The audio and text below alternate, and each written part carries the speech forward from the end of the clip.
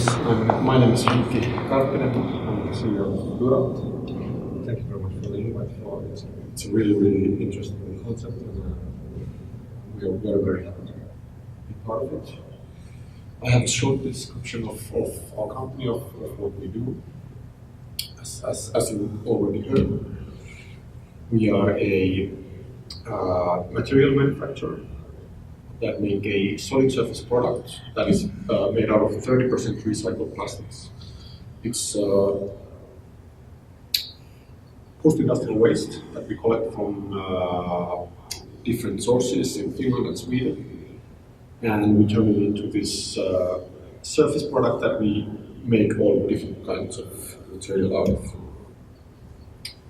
It's an example of the material that we collect. It's usually some leftover pieces from molds and cutouts and these kind of things. We collect it, we process it at our factory, and we make it into material. We use different types of fillers. Some are leftover pieces from paint factories to make some textures into our material. And then we cast the material into shapes, sheets, sinks, and then fabricate it into items of different sorts. So you can work it with woodworking tools. We have carpenters working with make measure objects. You cut it, you glue it, sinks, different types. Some examples of the applications that we have. This bench. We do a lot of kitchens. It's a very versatile material. You can do a lot of things with it. But as a horizontal surface, it's really at its best. It's an extremely long-lasting material, and I think that's an important factor when we assess its sustainability and ecology. So it's very difficult to, or I would say almost impossible to wear it down. So as the surface is repairable, it's sandable, so all the products that we do can last for decades and can be always renewed. So it's a great advantage towards some less durable materials, because, for example, if you have a unit like this in a hotel room and you need to renovate it in, let's say, 15 years, instead of replacing it with new material, we can just renew the surface and give it a kind of second lease of life. It's just I'm going to go through some examples of products that we do, but to give you an idea of the applications. Most of our work is custom work, so we make countertops, bathtubs, and for example, this is a hotel room in Norway, and the unit that you see with the wash basins, it's completely out of Durat, and there's some examples of our bathtubs. We have our own designs, and I think we strongly believe that design is part of the sustainability factor of our products as well. By creating long, high quality, timeless designs, we are able to create products that also have like an aesthetic lifetime.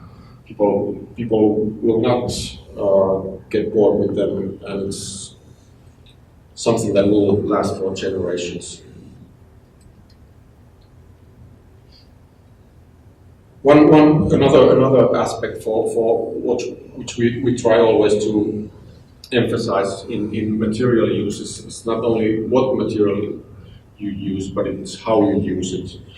Durat is an excellent material for many places, but not all. And part of the efficiency is understanding which material you want to use in different places. For example, in bathrooms, it's an ideal material. It's warm, it's easy to keep clean and long-lasting. But on other places, it might be a little bit too heavy-duty material. So we always try to direct also our customers to use our product wisely, so that it's used efficiently. But what we try to do is we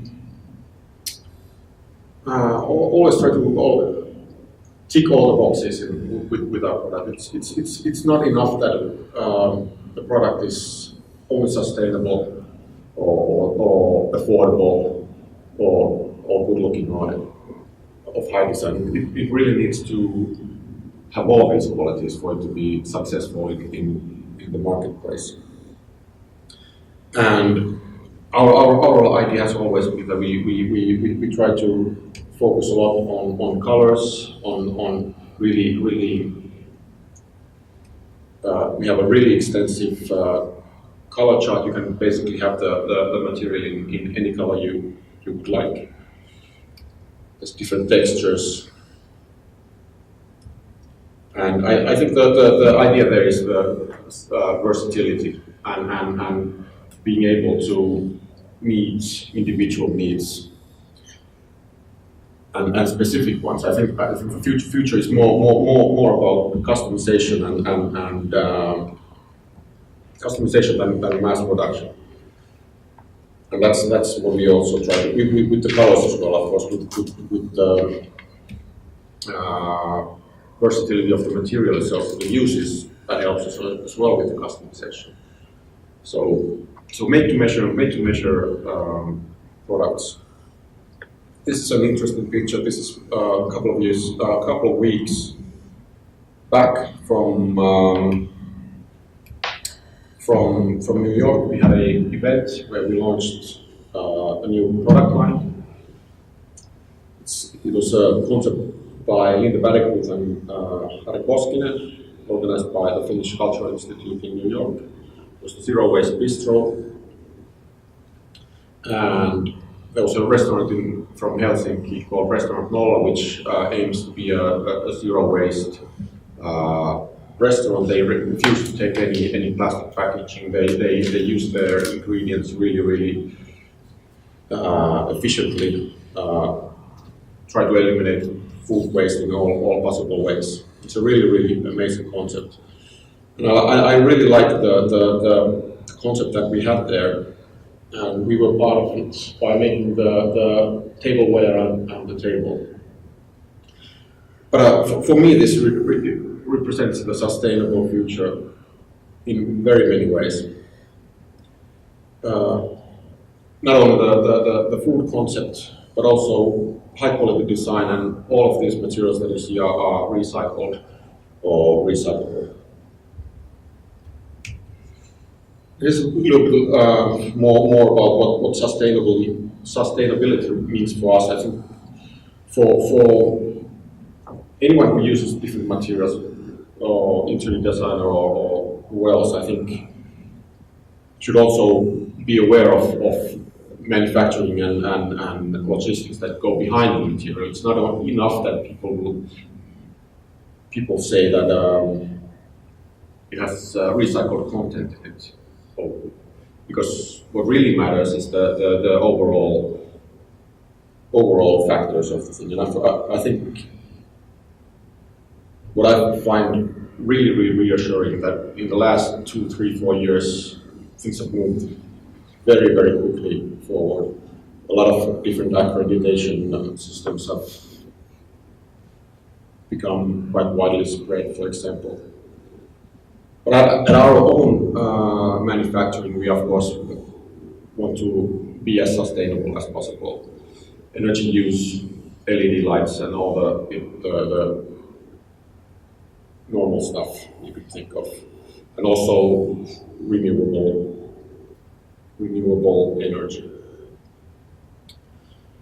But like I mentioned earlier as well, a big part of the sustainability of our material and of our company is also the design.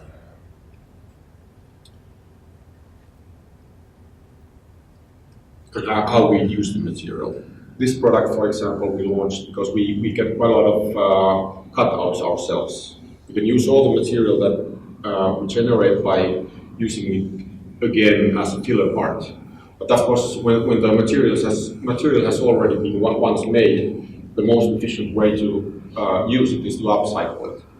And so this product, for example, it's called the rider bench, the stripe bench, uses leftover pieces from our own fabrication. So there we try to eliminate our own waste and create a beautiful design object at the same time.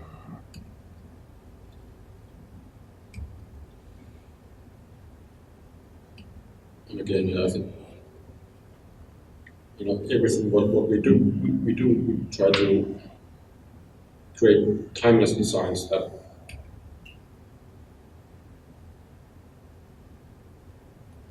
stand the test of time.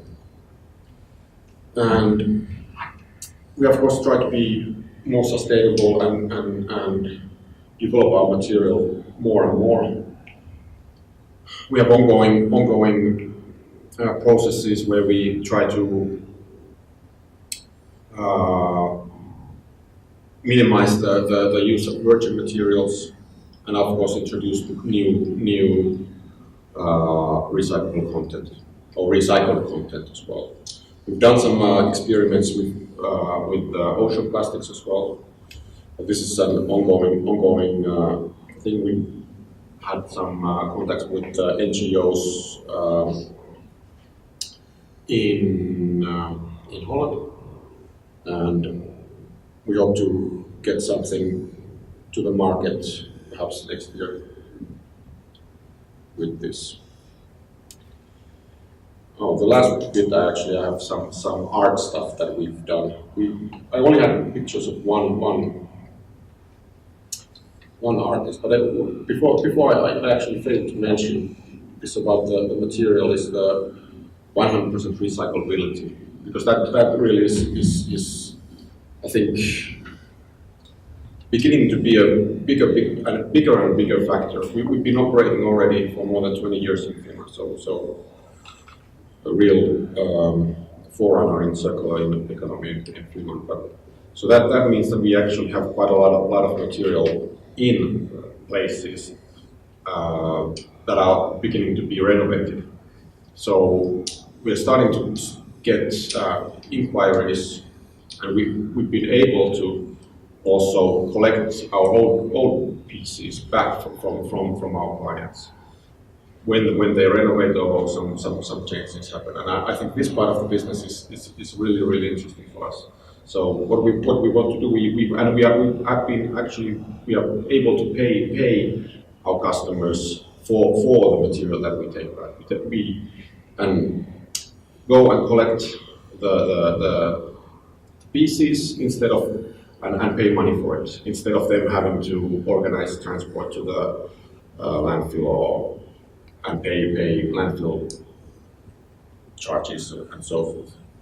So it's a really win-win situation, or it's a win-win situation, because then after we get the old product back, we actually we can upcycle it. So we can renew the surface, make it look as good as new.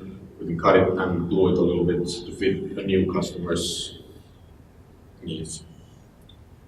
Yes. So some of the material comes from the old customers? Yes. But where does the other materials come from? The virgin materials, the binding material is resin. So that's the main component of the material. And then there's some natural pigments and fire retardancy minerals. And how much plastic do you use? I think we use about 20 tons of plastic waste 25 tons.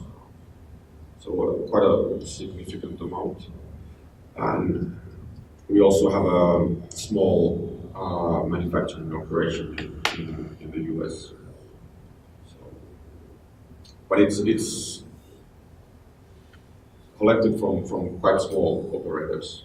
We have our own packages and our containers, and they move back and forth. Quite local, small sources. And how you would like to see yourself in the future with the company? Would you like to No, of course we would like to develop the material so that maintain the technical quality of it, but increase recycled content, decrease virgin material content, and of course use different types of virgin materials, more sustainable virgin materials. And we do have development projects aiming to do just that. But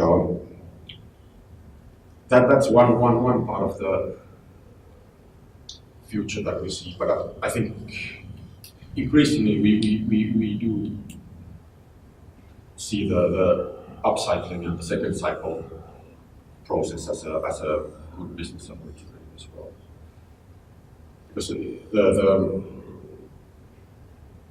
things change, people renovate, and there's a lot of material around.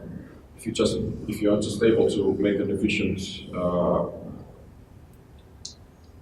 process out of it, I think there's real potential in there. Are the products expensive? The material. Or the Of course, if you think about it as a longer-term investment, not so. But and it compares to some stone surfaces and so forth. I wouldn't say it's expensive, but I would like, of course, it to be less expensive. But when you think about the long-term cost, because it's such a long-lasting, easily repairable material, it easily becomes quite cheaper. But yeah, there was one thing I wanted to show you. We did a couple of years ago collaboration with the Estonian artist Villu Jaagesoo, who works here in Helsinki. He did a set of portraits for the Kuopio Theatre for Maria Jotumi and Minna Kanthea, two Finnish writers. And also we've done a kuukkeli. I failed to remember what was kuukkeli in English. It's a type of bird, but it sits here in Helsinki. It's a classic.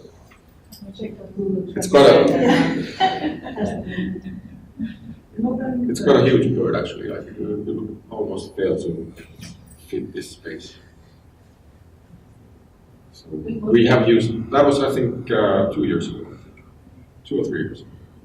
But we used leftover bits from our fabrication for the. And you would like to do it again? Absolutely. It was fantastic project, of course. Yeah, it's called Siberian Jay. Okay, yes, the Siberian Jay of Helsinki by Villu Jaagesoo.